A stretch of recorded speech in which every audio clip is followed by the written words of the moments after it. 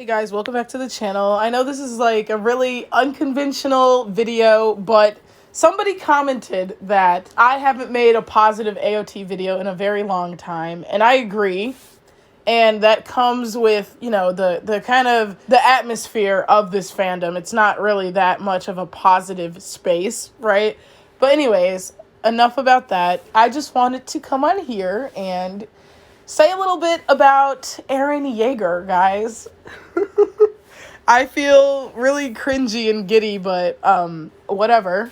So in 2013, I started watching Attack on Titan, and once I finished the anime, I started reading the manga immediately. I could not wait for season 2. I couldn't do it, so I read the manga immediately. I needed to know what happened.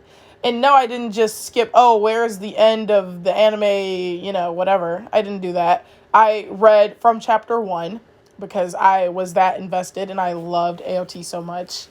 And I guess you could still say to this day, I still love AOT because for it to take up so much of my, mind and so much of my thoughts, and I just think about it all day. Well, not all day, but I think about it every day. I think that's a better way to put it. I don't think about it all day. I think about it every single day, and so I guess you could still say that I still love AOT. And it has almost everything to do with the main character, Eren Jaeger. So today's his birthday. That's why we're making this video. I just wanted to, give a little bit of my perspective of why I appreciate this character so much.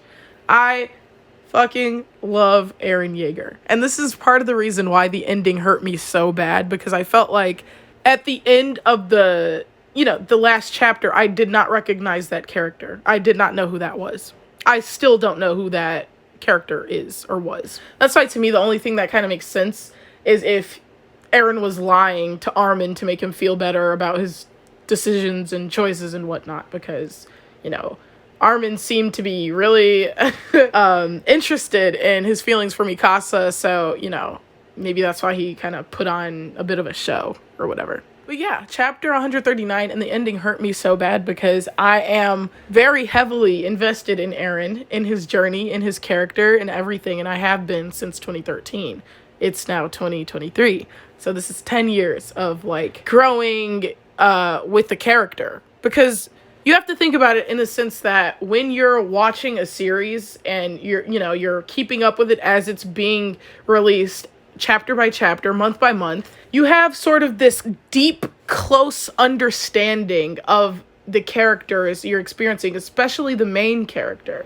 Now, it's a different sort of understanding than someone who today decides, okay, I'm going to read Attack on Titan for the first time ever right now. They don't have that time to wait and sit and think and grapple and, kind of wonder what's going to come next. They don't have that sort of relationship with it. So what I'm trying to say is they don't have to think about his character. They don't need to have this moment or moments where they're like, oh my God, next chapter X, Y, and Z, and B, and C, and D, and 1, 2, 3, and ABC is going to happen because Eren is a character. And then, your brain surfaces this character profile. They don't have that 1 month waiting period to think about those things. We did, who grew up watching and reading this, right? We had to sit and think, oh my God, this just happened. Oh my God, Eren was kidnapped again. Knowing Eren, he probably feels like shit. He's blaming himself. He wishes he was stronger, X, Y, and Z. I could expect this next month because I know Eren's character, right? And so, I've always loved Eren. There was a time in the fandom where, circa 2014, 2015, there was a group of people, a mass group of people who hated Eren. Oh, he's such an edgelord. Oh my God, he's so annoying. Oh my God, get his anger in check. He's so annoying. And I was never one of those people. In fact, I despised those people. Editing Browns here. I just want to say those are the people today who are like, Oh my god. Those are the people today who are defending Eren in 139. He's just 19. He's just 19. Of course he's crying that he can't be with Mikasa. Of course he's crying he can't be with Mikasa. Because he's just 19. Of course he wouldn't finish the rumbling. He's just 19. Oh, I like Eren now. He's honest.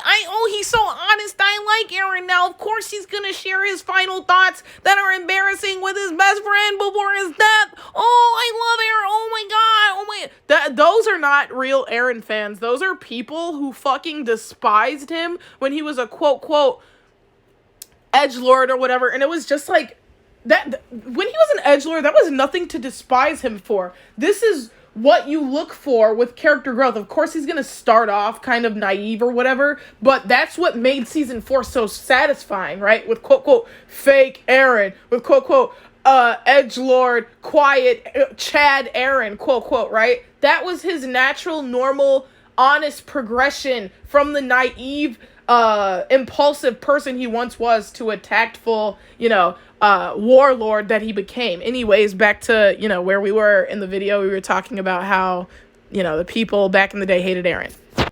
Because in my mind, in my head, I'm 13 watching this. Eren's 15 or something.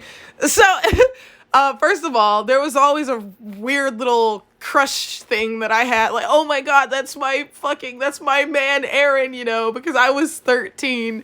And then it became very convoluted because at some point I grew up older than Eren. Like right now I'm 23, right? So it became, oh, that's my boyfriend. It turned from that to, oh my god, that's my son. Now it's just weird. I don't know, guys. But anyways, yeah, people hated Eren back in 2014, 2015. Because he's this edgelord, because he is angry and impulsive, and he does things, quote, without thinking, end quote, and he's hot-headed, and he has an attitude or whatever, right? People hated Eren back then. That was never me, because I related to him so much. Eren was my comfort character. He was my, I just really related to him on a strong level that I've never related to anybody else, well, any other character else. This is a different feeling than because at the time I was also watching this show called Maid-sama and Death Note, right? My favorite character in Death Note, Light Yagami, by a lot, right? I can't relate to him. I couldn't relate to him. I was like, yeah, that's my boyfriend, woo, right? But whatever. He was psychotic. Like, he was actually crazy. I could not relate to him. But Eren, I could relate to him. I can relate to that universal feeling, especially as a minority. I can relate to that feeling. The feeling of being, like, caged and oppressed by the government and powerlessness, right? And then this character, who I just saw so much of my own everyday struggle, I saw him react in that way, and I feel like I would react in a very similar way. Watching him slowly come into confidence and slowly gain the power to do something about his situation really fucking inspired me as a kid, right? And so I'm growing up with this understanding and this just being inspired by this character. Like, look, he has the entire world against him. The power to do something about it falls into his lap. It burdens him, right? But even so, he rises to, like with this Atlas type of responsibility. He rises to the occasion and he does what he can do to, protect his people and stuff. And it was just so inspiring and so like awe, like I can't even describe the feeling. And like I have no one to thank for creating this character but Hajime Isayama. So I've always been a little biased towards Eren. Like I've always been biased towards him because I just see so much of myself in him.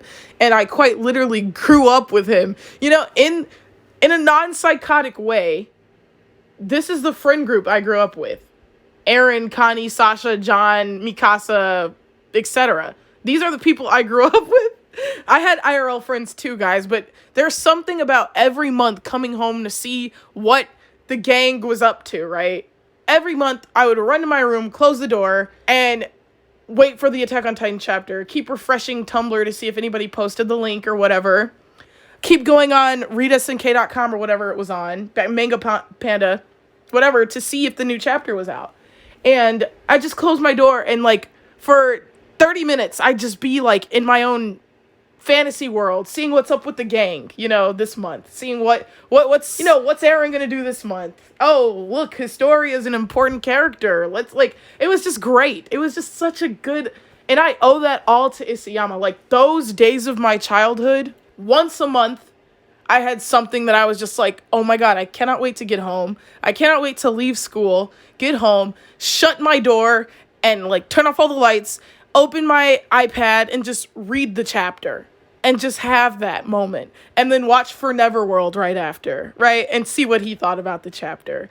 I loved that so much, and I owe that to Isayama. He created this character that I love so much, right? Like, all of the character traits that Eren has, I have them too, right? Like, I'm impulsive, I'm hot-headed, I'm passionate, I get mad, you know? Like, I literally fucking, I don't know, like, Eren Jaeger, his character had such a big impression on me, to the point where I just could never thank Isayama enough just for simply creating this character. But again, that's also what hurt me so bad about the ending. I could not recognize this character that he'd been building up for 10 years, that I've been experiencing for 10 years, that I've been reading for 10 years. And that's how I can say that, like, yes, it is out of character. Yes, it makes no sense, because I have this deep, you know, connection to the story because I've been reading it, you know, as it was being released. Thinking critically after every chapter was released, oh, like, well, we know this about Eren.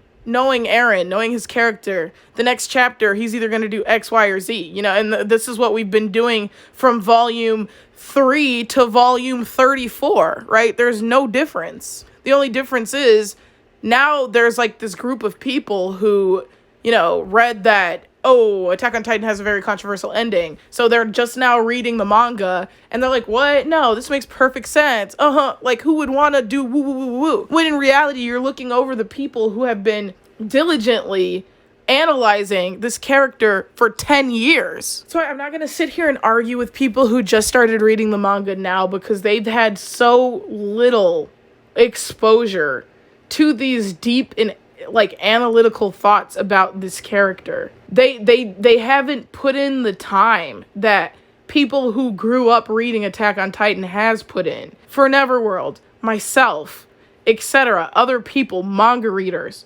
I do not even want to hear an opinion about Eren or about the ending unless you grew up for at least 7 years, right? At least 7 out of these 10 reading Attack on Titan. You know, chapter after chapter, contemplating what's going to happen next, thinking about what's going to happen next, because what else are you going to do? You have to wait the month for the next chapter. Those are the people, I feel, who have the best idea of what this story means and what this character would do and what's in character and what's out of character. And if you're not a person like that, like if you saw clips of Attack on Titan on TikTok or something, you saw a Levi edit, and you just, you know, in 2020, you just started reading the manga or whatever, I don't want to hear your opinion on it. Because I feel like it's just such a different level of comprehending the story at that point. It's such a different level of experiencing the story. But anyways, I was trying to make this more positive. I fucking love Eren Jaeger. That feels so, like, cringe to say, bro. That is so fucking cringe, but I don't care. I love Attack on Titan. I love Eren Jaeger. I love Mikasa Ackerman. I love Erwin Smith. I love all of the characters. Every last character. Because they're a part of this story that I love so much that I grew up reading. Now, the ending may be a piece of shit. And that does ruin the rest of the story. Like, the journey. You know, the journey. Oh, you don't have to worry about the ending as long as the journey goes on. No, the ending puts a satisfying conclusion on the journey, you know, without that satisfying cap, you know, like, no, you know, there's no closure. And that's what I need, you know. That's why if Attack on Titan had a good ending, I would just hold that shit in my heart and I would have moved on like so long ago. I don't even know if I would still be passionate, like hollering on YouTube videos about it. If it ended like well and satisfying, I probably would have made a series or 2 or 3 or whatever about like, this is why this is amazing. This is why this is amazing.